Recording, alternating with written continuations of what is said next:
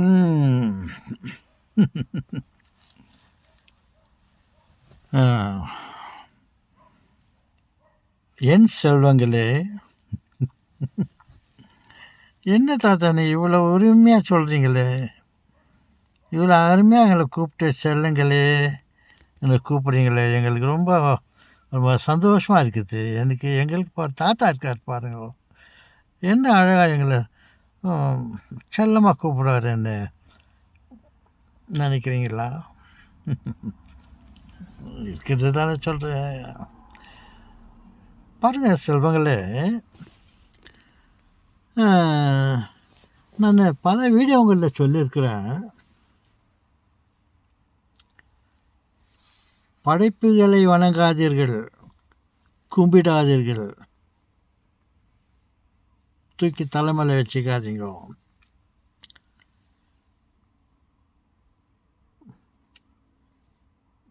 சூரியனையோ சாப்பாட்டையோ நமக்கு கிடைச்ச பல நன்மைகளையும் வணங்காதீர்கள்.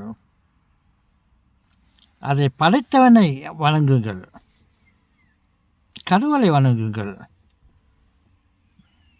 அப்படி என்று சொல்லியிருக்கிறேன்.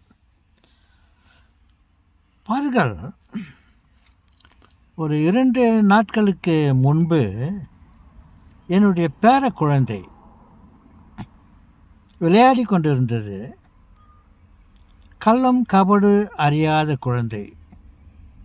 குழந்தைகள் என்றாலே கள்ளம் கபடு தெரியாது, உண்மையைத்தான் சொல்லும். குழந்தை சொல்வதை நாம் நம்பலாம். பெரியவர்கள் யோசித்து சமயத்துக்கு தகுந்த மாதிரி பேசுவார்கள். அவர்களை விட குழந்தைகள் யதார்த்தமாக சொல்வதை, உண்மை என்று தெரிந்து சொல்வதை நாம் நம்ப வேண்டும்.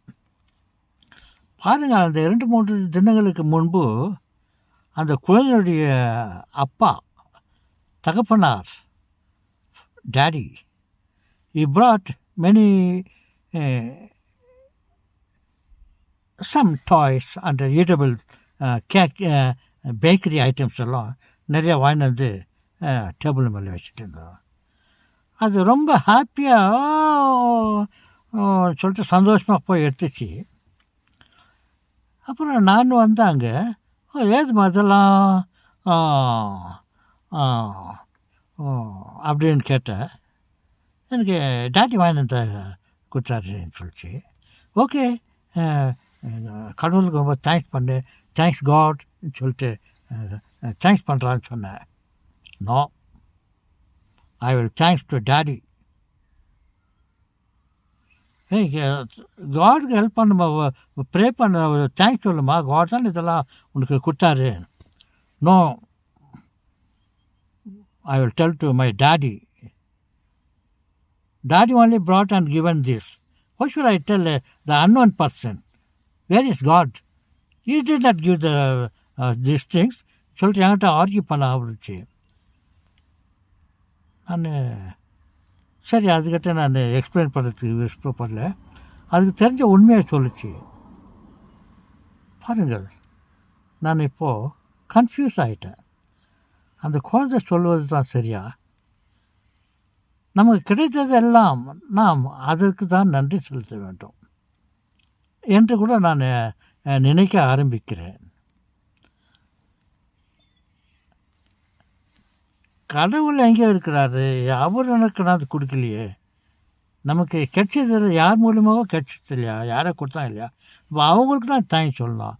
அவங்க கிட்ட வாங்கிக்கின்னு யாருக்கும் தேங்க்ஸ் காடுனாக்கா அது சரியான்னு எனக்கே ஒரு கேள்வி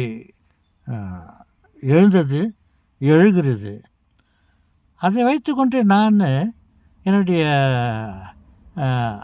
அறிவுரையை மாற்றிக்கொள்ளலாம் என்றே யோசிக்கிறேன். நமக்கு யாரால் நன்மை கிடைக்கிறதோ அவர்களுக்கே நாம் நன்றி சொல்லலாம். அது கடவுளை போய் சேரட்டும்.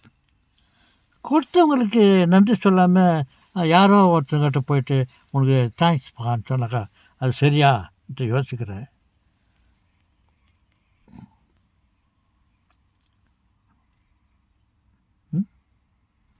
ஓகே செல்வங்களே, பாருங்கள் கள்ளம் கபட்டு அற்ற குழந்தை சொன்னது. No, I tell my daddy. He only brought and given. Why should I tell thanks to unknown person? Where is God? God did not give this. My daddy has given. ஓஹோ, ஓகேம்மா, very good சொல்லிட்டு நான் adjust பண்ணிக்கினேன். நீங்கள் அதுக்கு என்ன பதில் சொல்ல போகிறீங்க என் செல்வங்களே?